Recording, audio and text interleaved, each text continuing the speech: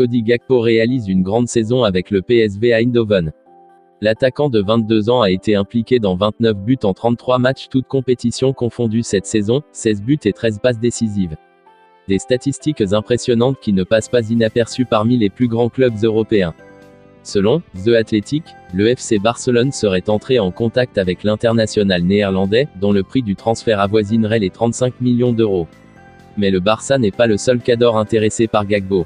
Toujours selon The Athletic, le Bayern Munich et Liverpool auraient également montré leur intérêt pour le joueur du PSV. Le FC Barcelone tient déjà sa première recrue estivale. Selon le journaliste Fabrizio Romano, Franck Kessié, dont le contrat avec Milan expire en fin de saison, s'est engagé avec le club catalan. L'Ivoirien de 25 ans a signé pour l'escouade prochaine saison, soit jusqu'en 2026. Il touchera un salaire annuel de 6,5 millions d'euros. Le journal Sport a par ailleurs indiqué ce mardi matin que le milieu de terrain aurait déjà passé sa visite médicale avec le FC Barcelone, dans la ville suisse de Lugano. Franck Kessié quittera le AC Milan libre après 4 ans passés en Lombardie. Le FC Barcelone veut construire un collectif ambitieux pour retrouver le devant de la scène aussi bien au niveau national que sur la scène européenne la saison prochaine. L'arrivée de Joan Laporta et, surtout, de Xavi, a redonné espoir aux supporters.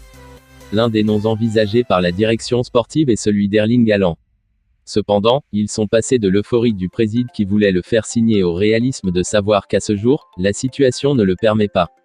Cependant, chaque fois qu'un porte-parole du FC Barcelone s'exprime, il laisse un détail sur le Norvégien. Cette fois, il s'agissait d'Henrik Masip, ancien joueur de handball et actuel conseiller de Joan Laporta. Une arrivée d'Erling Haaland est pour le moment difficile, mais pas impossible. Il faudrait un ensemble de circonstances favorables pour que cela se fasse. Le club malgré la situation économique cherche des formules pour signer des grands joueurs. Le Barça doit signer les meilleurs. Haaland est un grand joueur, a déclaré Masip à Serre. Le conseiller du président a aussi évoqué un autre nom, celui d'Ousmane Dembélé. Je ne sais pas ce qui va se passer. C'est un grand joueur et c'est bien que Xavi l'utilise. Ces propos interviennent après que le Français ait réalisé un grand match lors du Classico, remporté par Barcelone 0-4. C'est l'un des plus beaux jours depuis que nous sommes arrivés, en raison de l'importance du rival et de la façon dont on gagne. Il faut avoir du respect pour le Real Madrid, il faut être fair-play, mais cela ne va pas nous enlever notre joie. Battre le Real Madrid a été une immense joie, mais il était plus important de battre Galatasaray.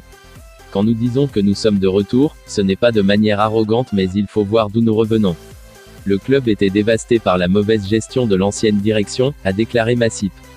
Enfin, le conseiller a également évoqué l'hypothétique retour de Léo Messi, le retour de Messi. Rien n'est impossible, des situations incroyables se produisent dans la vie. Les paroles de Xavi ont été mal comprises.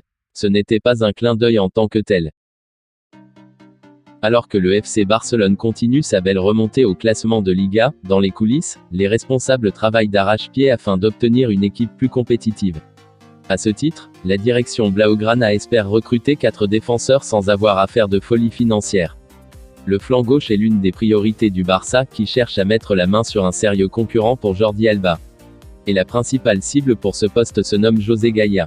Mais le dossier s'annonce compliqué puisque le latéral espagnol ne semble pas très chaud à l'idée de quitter Valence en fin de saison. Selon le journaliste Carl Domenech, le board barcelonais a déjà une alternative en cas d'échec dans le dossier Gaya. Il s'agit de Sergio Reguilón, qui a un contrat avec Tottenham jusqu'en juin 2025. Cependant, la durée de son contrat n'est pas un véritable problème pour les culés, qui seraient prêts à entamer les négociations dès que possible. Pouvez-vous imaginer Jordi Alba et Sergio Reguilón partageant le poste de latéral gauche? Eh bien, préparez-vous car les possibilités sont nombreuses, a déclaré le journaliste catalan, sur son compte Twitter. Merci d'avoir suivi cette vidéo du début jusqu'à la fin, n'hésitez pas de liker et de vous abonner sur cette chaîne si vous avez aimé mes contenus.